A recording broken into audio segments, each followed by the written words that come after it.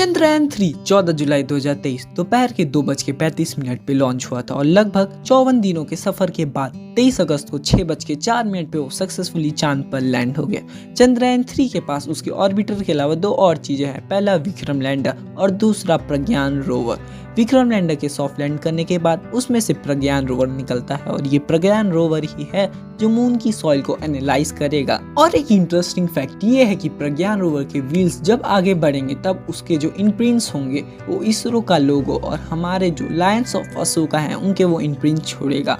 और ये हमारे लिए बहुत प्राउड की बात है और कई लोगों को शायद नहीं पता होगा, इसलिए मैं बता दूं कि चंद्रयान 3 का जो मिशन है चांद पर लैंड होने के बाद वो सिर्फ 14 से 15 दिनों का है, क्योंकि चांद का जो एक दिन है वो 14 डेज तक का रहता है।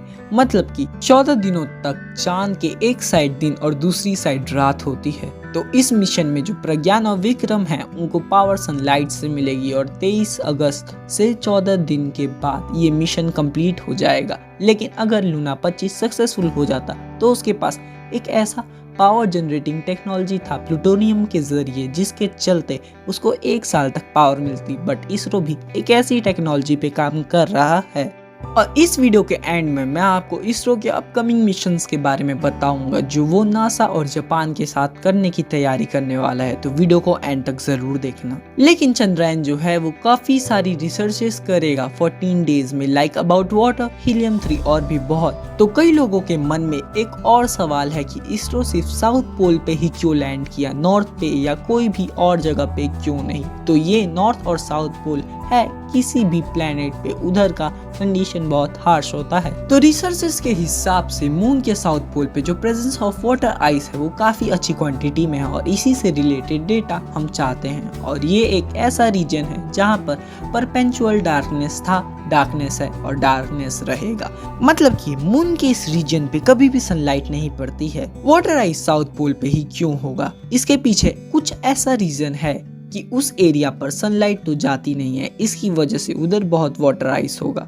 और एक फैक्ट ये भी है कि जो चंद्रमा पे पानी हो सकता है उसकी इंफॉर्मेशन हमारे चंद्रयान 1 ने ही दी थी, कुछ इस फोटो की तरह। और कई सारी कैलकुलेशन और रिसर्चेस से पता चला है कि मून के साउथ रीजन पे ammonia, hydrogen, mercury, methane, silver और सोडियम होगा। लेकिन साउथ पोल पे सनलाइट जाता ही नहीं, जैसे कि मैंने अभी जस्ट थोड़ी देर पहले कहा।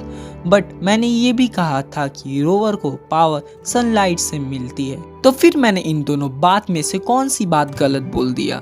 बट ये दोनों बात सच है, क्योंकि लैंडर और रोवर साउथ पोल के उस रीजन पे गए हैं जहाँ पे सनलाइट आती है और रोवर उतने ही दायरे में रहकर एनालाइज करेगा मून को जहाँ तक सनलाइट जाती हो। और अब है वीडियो का एंड। तो इसरो और जापान की स्पेस एजेंसी जेक्सा साथ में एक मिशन करने वाले हैं जिसका नाम है lunar polar exploration mission, in short LUPEX, जिसके बारे में आप नाम से ही समझ गए होंगे।